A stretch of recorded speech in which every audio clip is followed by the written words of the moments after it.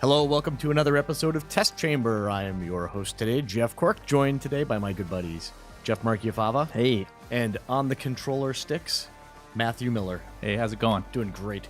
So we're looking at Resogun, as you might imagine, and more specifically, we're looking at Resogun Heroes, which is the new downloadable update for the game. So walk us through, what are we looking at here, Miller? I love Resogun. That's what I want to start with here. All right. And he's on the record as saying he loves Resogun. I really like Resogun, and I was really excited to hear that they had an expansion that was going to add a bunch of new content for free, even without buying Resogun Heroes. But wait. You're going to get the ship editor, which is pretty cool. You can see here it's going to pull up the most popular ships that have been created so far. It should surprise no one that the X-Wing is very popular, the TIE Fighter, Planet Express, Metal Gear Rex, all sorts of good stuff. And you can download these pretty much instantaneously and have a new ship for your fleet to fly around. If you want to fly around the Resogun world as Flappy Bird right here. No one wants to do that. I don't think so either. Or but that weird picture of Walter White. How is that even? Okay, whatever. Well, there's Walter White. There he is. Now, you can also make your own. Okay. Check this out. Go in and you have all sorts of options for creating the ship. It won't let you make it bigger than it can be for what you need it to be for the game. And so this is a nice little, fun little tool. It's not going to dramatically change the game, but you can set the different settings for your ship, right? I was just going to ask about the different attributes. And the speed and all that kind of stuff. The agility, I guess, is what they call it. Do you have like a pool of so many points so you can't just max everything out? So you can see over there agility, boost, overdrive, what kind of weapons it's going to use. It's going to use the Nemesis style weapons because each of the three original ships each had kind of different weapon styles. Right. So it's pretty rad. You also get the new local co-op, which would let people finally kind of play together on a couch, which I think is great. Nice. But the new expansion that just came out is what's going to get you the survival and demolition modes. So we're going to hop right into survival and take a look at that. And those actually cost money, correct? Yeah, I think it's $4.99 to get the Heroes expansion. There's also a season pass. Yeah, there's a season pass for like $7.99, and I don't know that they've detailed a great deal about what's going to be involved with that other than additional new content coming later. So. Right. That's pretty cool. It makes me excited that Resogun has the following that it does, that they're being able to do that kind of stuff. All right, so don't blow it. I'm going to try not to blow it. So this is... But it is survival, so I only have one life. So if I just blow up once, I'm out. All right, that's not going to happen. And you said with this one, the survivors just kind of appear, like you might destroy a ship and one appears, one might parachute in from the sky. Or is that what's going on? Yep, there's a dude right there. And I'm going to try to not die. There's another guy. And if I get enough of these guys, I'm going to get the first power-up. So this is a little bit different structure from the existing mode of the game that has been out there since release. You still have the kind of basic powers are very similar.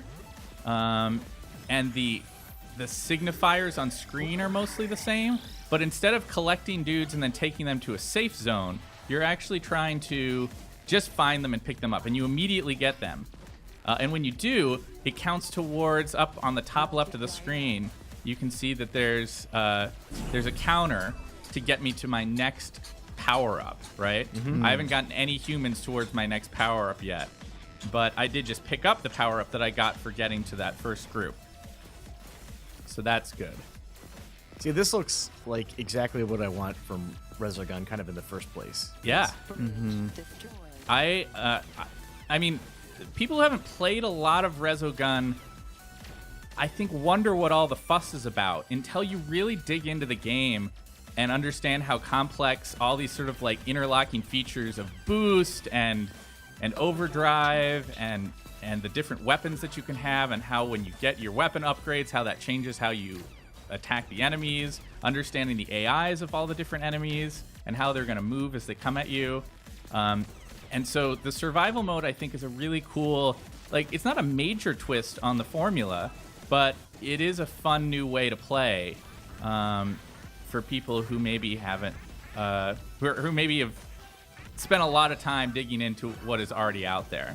Have you come across any new enemy types? I think there are new enemy types, yeah. I'm not entirely sure, and for that matter, I played through a little bit of the classic kind of adventure mode last night, and it seemed like even that, like, it was maybe a little bit different than it had been, because they seemed like they reset the leaderboards, which says to me that the only reason you would do that is if you've changed enough stuff. Sure. Oh, I gotta go save this guy. He's gonna fall into an endless pit. And are you penalized for missing any of the guys? Or? No, it's not like that. I mean, it will tell you when you miss dudes, just like before, but it's not like the other game where, oh man, where you are, where you're literally like penalized, like, oh, you didn't collect all the guys on this level. It's more that the reason you would want to collect them all is because you don't want to be down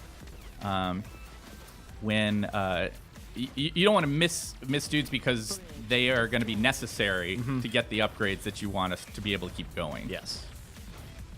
And you have bosses and all that stuff too? Nope, not that I've come across anyway. If there are bosses, they're further into the game, into the survival mode than I have reached. And I don't think that's the case because I got into the top like 200 or 300 of the people who were playing on that first day last night. And which, by the way, no one should be impressed by because it was just the first day. I was just going to say that's impressive. I'm still impressed. But still, it was. I didn't come across any enemies, and I was playing for a long time. You do have plenty of times where. Oh dear. Things are Finish starting that to thought, get crazy. Yeah, Miller. You do have plenty of times. You're starting to say. Hey, you do have plenty of times. But this is it's so great to try to talk while this is happening. This is fantastic. I love it. Oh, there's some dudes. Try to get him. I'm officially abandoning myself to being able to be intelligent as I speak right now. Oh, there's a guy. All these humans being lost. I know, lots of humans dying. Oh, another thing that's kind of neat that I like is they keep track of your previous best score. Okay. And when you surpass it, you get this special little bonus. It's this monument that sits out there taunting you until you pass it. So you can see right here, this is like this monument of my character. Okay. I'm 64% of the way there. Oh, okay. And once I get it, I'm going to get this cool little boost for a little while. So it pays to suck the first couple times you play, right? Well, maybe so. But it is this kind of reward system. And they're also going to show you sometimes like the dudes who are above and below you on the leaderboard, so you can kind of shatter their little monuments. Is that just friends, people on? Excuse me, I'm not even playing it. It's I'm hypnotized. Is it just people on your friends list or the? No, it's like the whole leaderboard thing. Oh, cool.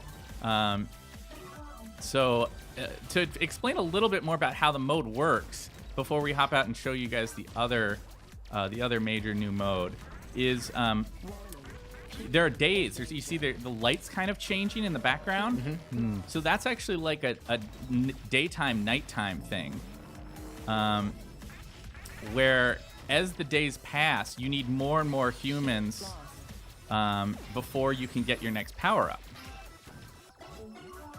And so right now I need to get, I think, 6. It's kind of hard to look up right there, but it looks like I need 6. Whereas if you remember at the beginning, I only needed 3. And once I get them, it's going to pop me out a new power-up. But it's a reason to, like, very early on in the game to be really fastidious about getting as many of the humans as you can. I'm impressed you're able to survive and say words like fastidious. Yeah. Good job, Miller. Thanks. Do what I can. Things are getting crazy again. Oh, look at that thing. That thing's going to cause me no end of trouble. It's not great. I have See faith if I in can you. take it out. Oh my God. Oh, Miller. Oh, that was it. That was it. Not by any means my best game, but it gives you a little bit of idea of how the survival mode stuff works. So let's hop over and take a look at demolition mode. Now this is a weird one. This is totally weird, and I'm gonna fess up right from the start that I do not know how to do this well yet. I think it's the more experimental of the two new modes. what you're doing, you don't have access to any guns. Instead, when you press one of the buttons, you set off an explosion that sends this wrecking ball just shattering out through the world. And then you wait for it to recharge, and then you keep it going. Now this, of course, at first glance seems like, well, this is kind of dumb. What am I doing? Well, of course, enemies are now going to start showing up, which makes things way more complicated.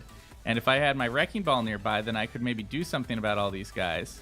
And the wrecking ball will hurt you as well if you run into Exactly. So I need to be careful of it and be sort of following it. This is a nightmare. Oh, it is, right? It's totally crazy. But what starts happening, I mean, the games are much shorter, at least until you, I'm assuming, until you start getting good at it.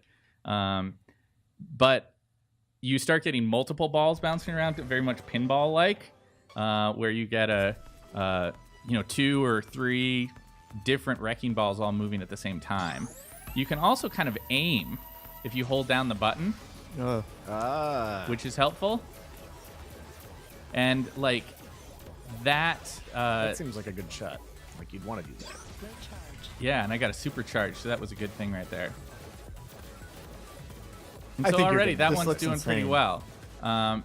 But yeah, surviving for very long. Extra ball. That's good. So now I've got a second ball bouncing around. You can kind of see 2 wrecking balls back in the background there going crazy. Yeah, I quite... Whoa, what happened there? I quite like the experimental process of just kind of trying to figure this out, because they don't really give you any guidelines of like, how am I going to do this? How am I going to be successful at this mode? The expectation is just that you try to figure it out. Yeah. So taken as a whole, Resogun Heroes, I think, is a really cool little addition to the game. I mean, it's not super expensive, especially when you consider the fact that for most people, if you had PlayStation Plus in the first few months after the PS4 released, you got Resogun for free. Yeah, and so exactly. finally you're going to pay for like $5 to get even more cool stuff out of the game. And that's pretty exciting. I think Resogun is a game that more people should play. Yeah, it seems like they're kind of going in a direction like Geometry Wars did, where you have all these just crazy modes based on like the same, somewhat similar concept. And like the Wrecking Ball mode shows there's a lot of different directions you can take it. So yeah, and pretty cool. The adventure mode stuff still is what it was. Like I said, I think they've changed some stuff up, but now I can bring in new ships. That brings a new twist on how it was before. You can kind of experiment to find the perfect fit for your ship instead of just having the 3 originals. Excellent. So everything about this game is something that is worth checking out. So you still love it? I still love it. I really do. All right. All right. Well, thank you so much, Matt Miller. I do appreciate it. You stayed calm and collected. I didn't scream too much. No, we can edit that out. Don't worry. We've got tools. All right. And thanks for joining me, Jeff. Yeah, I was mesmerized the entire time. Excellent. So. Thanks for watching, and we'll talk at you again later.